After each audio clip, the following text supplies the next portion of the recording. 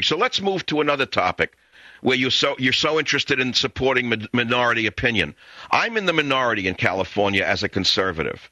I'm a minority in the media as a conservative, and yet many of your cohorts in the Democrat Party would like to see me taken off the air with the so-called fairness doctrine. Where would you stand on that? No, I think you should be. I think you have a point of view, and I have a point of view, and they're different. I think the clash can sometimes illuminate the truth better than just a one-sided presentation. So the court itself is divided. The people are divided. You and I are divided in this conversation. I think that illuminates the range of differences and views that we have here in California. No, but I'm asking you specifically about the so-called fairness doctrine. I'm sure you're aware of it. Bill Clinton came out yesterday and said he wants it enacted. Debbie Stabenow wants it enacted. Nancy Pelosi wants it enacted. They all want conservative voices constrained in the media. What side would you be on with the so-called fairness doctrine? I would not I don't know exactly how the fairness doctrine would stop you from doing whatever you're doing. Maybe there's something that I don't know about what you're saying or what the fairness. Well, the fairness doctrine is the constraint only on conservative talk radio. It would not apply to any other element of the media. It's aimed strictly at us in the minority in the media, and they want us controlled and constrained and removed from the airwaves. That's what they want. They only want to hear progressive voices that laud Obama and laud the liberal way. Now, you surely couldn't support that. I don't think so. But I don't think that's a fair description of what's going on. It has a tinge of paranoia connected to it. I mean, so you just said you don't know what it is, but now you're saying my position is paranoid. It has that tone because who's trying to curb? Well, you just said you don't know what it is, and now you're telling me that I'm sounding paranoid.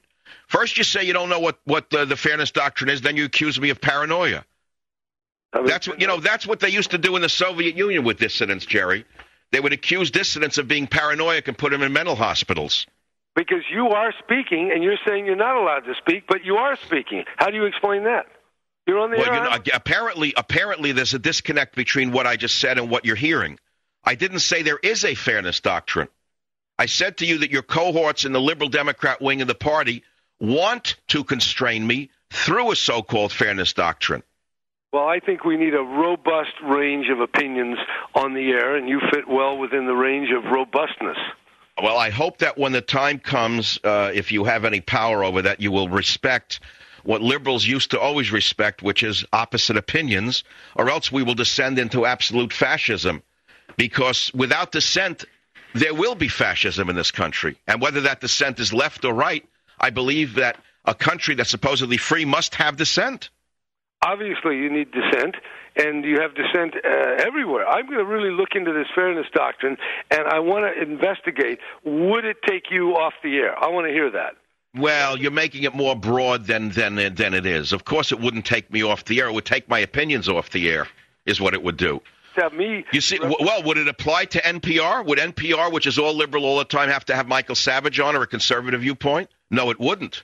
It is aimed only at Michael Savage, Rush Limbaugh, Sean Hannity, and in other words, the top five. There's something we're doing that must be right because they're all up in arms over us. I don't understand it with a party that has so much power, what kind of threat we are.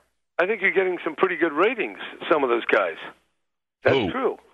So, for maybe better than NPR. But it's a different look. They're different kind of people. People who listen to NPR probably don't want to listen to you. So, I mean, that's just the way the world is. I understand that, right? So they have a right to tune in what they want to listen to. That's exactly our defense, which is that we made it in radio because there's an audience for us. Because they can't find it on TV, they can't find it in most of the cable channels, but they can find it in AM radio where they run conservative talk. So that's why we say let the marketplace determine what people listen to, not the government. But I don't know exactly where you stand on that. You starting to sound as though you want a little state control over the media. Well, a little state control wouldn't hurt anybody. Oh, there you go again. So you want control over the media. Somewhat ironic. I'm going to look at this fairness doctrine because we haven't had it for 20 years. Well, it wouldn't apply to California at all because you wouldn't have that power. It would be a federal communications system thing.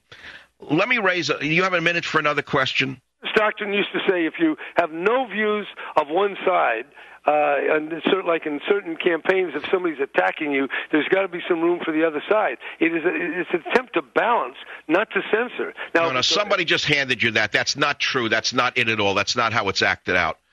Somebody gave you false information. That's absolutely false, because if that were true, NPR would have to hire Michael Savage or run conservative opinion. And that's not what the intent is of Bill Clinton, Debbie Stabenow, and Nancy Pelosi. They want to shut us up in plain English in more ways than one. But look, we'll get into this another time. Here's another hot button issue if you got a desire for round 3. Hello? Governor, are we still connected?